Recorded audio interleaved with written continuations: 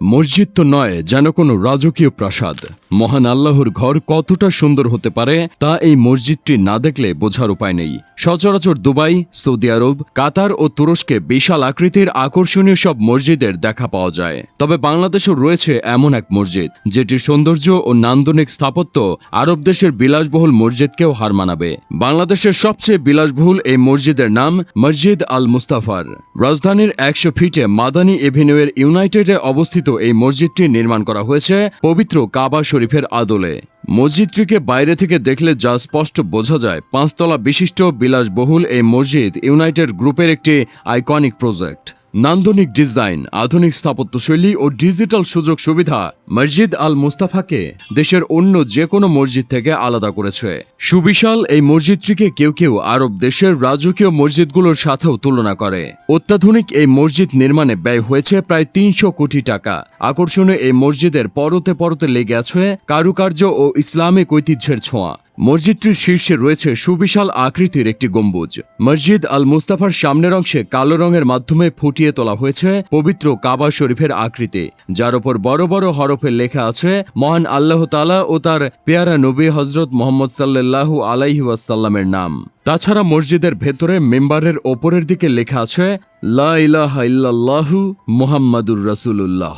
মসজিদ আল মুস্তাফার একটি বিশেষ দিক হল এর প্রতিটি ফ্লোর থেকেই ইমাম ও খতিব সাহেবকে দেখা যায়। মূলত বিশেষ ডিজাইনের ফলেই এমনটা সম্ভব হয়েছে। তাছাড়া এই মসজিদে কোনো আলাদা জানালা নেই। এটি এমনভাবে নির্মাণ করা হয়েছে যার ফলে প্রাকৃতিক আলোতে গোটা মসজিদ আলোকিত থাকে।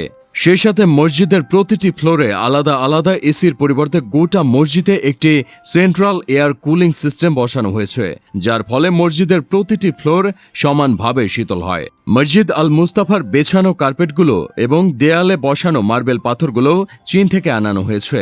নান্দনিক এই মসজিদকে আরও বেশি আকর্ষণীয় করে তোলার জন্য এটির অভ্যন্তরে বসানো হয়েছে 16 লাখ টাকার বিশাল ঝাড়বাতি। মসজিদের সাউন্ড সিস্টেমও অত্যাধুনিক ও বেশ উন্নত মানের। মসজিদের ওপরের ফ্লোরগুলোতে যাতায়াতের সুবিধার্থে স্থাপন করা হয়েছে চলন্ত সিঁড়ি, পাশাপাশি লিফটেরও সুব্যবস্থা রয়েছে। আর মসজিদটির অজুখানায় গেলে মনে হবে আপনি বাংলাদেশ নয় বরং বাইরের কোনো দেশের অজুখানায় চলে এসেছেন। ঢাকার সুবিশাল এই মসজিদে নারী পুরুষ মিলিয়ে একসাথে প্রায় 11,000 মানুষ নামাজ আদায় করতে পারেন। মসজিদে নারীদের জন্য আলাদা নামাজের ব্যবস্থা থাকায় তারাও জামাতে শামিল হয়ে আল্লাহর ইবাদত করতে পারেন। সেই সাথে যারা দাঁড়িয়ে নামাজ আদায় করতে পারেন না তাদের জন্য এই মসজিদে আরামদায়ক বসার ব্যবস্থাও করা হয়েছে। দৃষ্টিনন্দন সৌন্দর্যের কারণে প্রতিদিন অসংখ্য পর্যটক ছুটে আসে মসজিদ আল মুস্তাফার প্রাঙ্গণে। মসজিদের ভেতরের অংশের ন্যায় এর বাইরের পরিবেশও সুপরিকল্পিত ডিজাইনে সাজিয়ে তোলা হয়েছে। পানির ফোয়ারা, খেজুর গাছ, দৃষ্টিনন্দন ওয়াকওয়ের পাশাপাশি চারপাশের সবুজ ঘেরা প্রকৃতি মসজিদ আল মুস্তাফার সৌন্দর্যকে আরও কয়েক গুণ বাড়িয়ে দেয়।